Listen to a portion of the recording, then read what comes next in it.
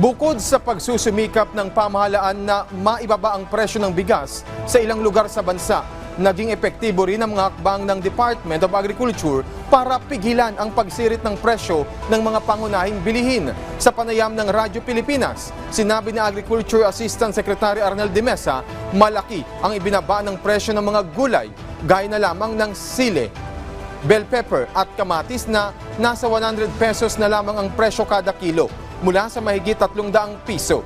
Nagsimula na ring bumaba ang presyo ng karne ng baboy.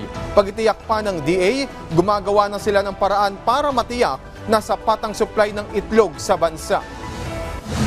Yung presyo ng ating mga gulay ay ang laki na rin ng ibinaba, lalo na itong ating mga kamatis, sili, bell pepper, na yung kamatis nag-more than 300 yan 3 weeks ago, ngayon ay nasa less than 100 na lang.